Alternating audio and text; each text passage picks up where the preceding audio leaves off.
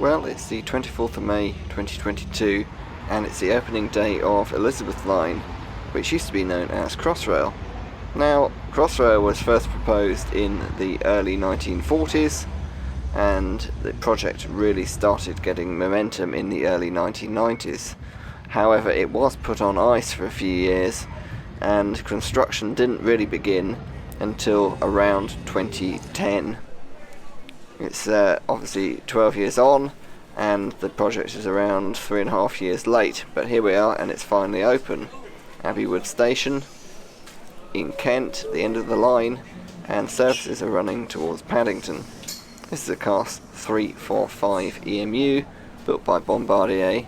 It's 9 cars in length and that makes it around 240 metres long, which is about as long as trains get in this country. So we've been planning the Elizabeth Line for some years now, 80 years, and does the service live up to those expectations? Well, frankly, yes it does. It offers something that nothing else in London really does. In fact, nothing else in the world really matches up to Elizabeth Line. It's a very, very frequent railway.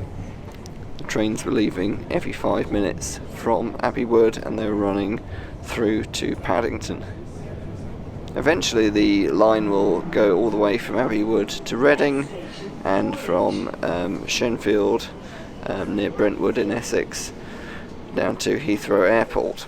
And now you may wonder why the service isn't continuous all the way from Abbey Wood to Reading, etc.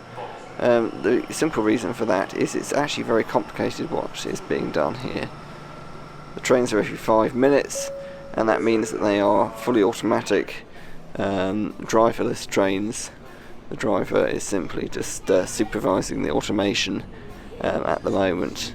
However, when they run out towards Reading and up into Essex, they will actually be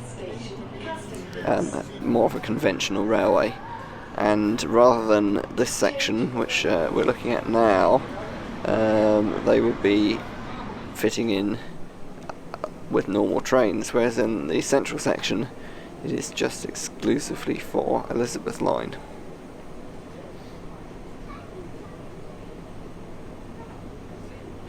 One of the things you'll notice when you go on the Elizabeth Line is the sheer scale of it. The stations are frankly enormous and the trains have these cavernous interiors which are only really comparable to a Thameslink unit.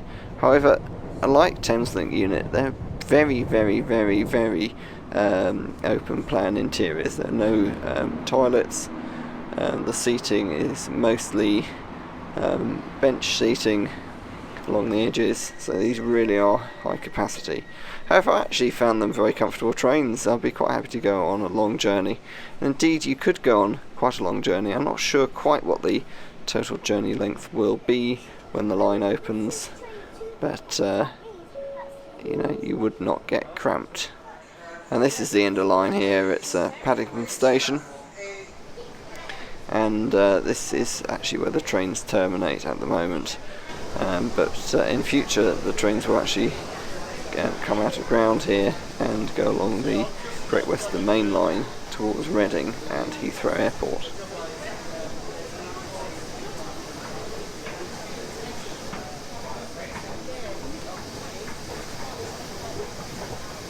There's been quite a large amount of emphasis placed on architecture. All the stations are bright and airy.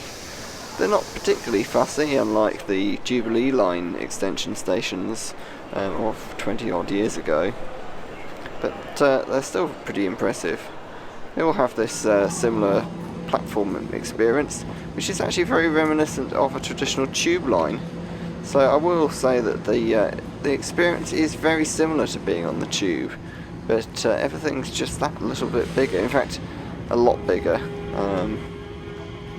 Going back to a tube train will feel quite cramped after Elizabeth Line, and this really is the future of railways. You'll be able to make a journey from one side of the London to the other. In fact, criticism has been based upon Elizabeth Line that it prioritises traffic in London, railway journeys in London. Well, it actually enables a lot of railway journeys to avoid London, because what happens in the south of England is a lot of railway journeys end up having to stop at a London terminus, and these terminus were built to really on the outskirts of the city. And actually what normally happens is you get off your train and onto the tube, and then you have to go to another station and continue your journey.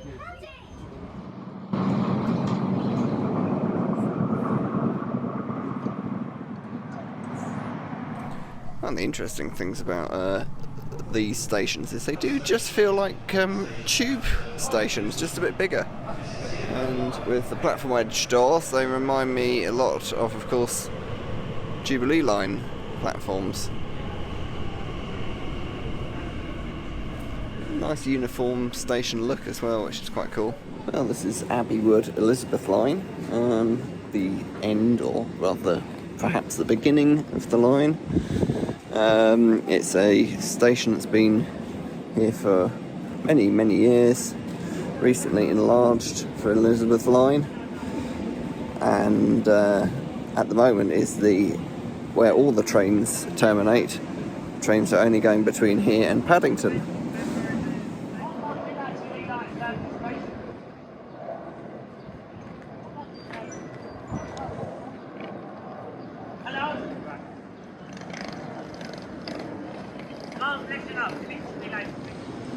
We've got quite a lot going on here at Abbey Wood. It's quite interesting. It's the acceleration of the trains. It's extremely brisk. They really do pull out the station very, very well. Obviously these Class 3, 4, 5s have been in service for some years now, and TfL Rail, but now they're in full squadron service on Elizabeth Line. And we see out here there's a train waiting to come into the platform, so the service is extremely frequent. It's every 5 minutes, which is really very impressive. We've got these train stops because this is automatic train operation, and these are 9-car trains, so it's a sort of basically a tube service, but with proper full-size intensively operated trains. Now, Abbey Wood Station has been open for many, many years. Trains primarily between Dartford and Charing Cross, so no stranger to trains from London. There's trains coming into the platform at pretty high speed.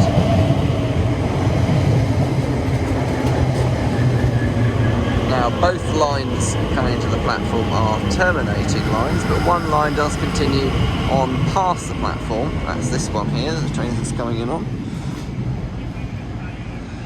And it does actually join up with the Kent services, whereas this is a terminating bay platform. Perhaps trains in the future will actually continue on towards Gravesend from Abbey Wood as part of Elizabeth Line operations.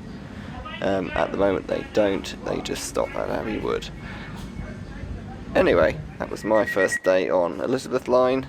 I hope that you will be able to go and have a look yourself if you are anywhere near it, because it is a good cheap day out, as Oyster fares do apply. So thanks for watching, and if you'd like to see more videos like this, do like and subscribe, because that would actually help me out, and I might make some more videos. Thank you.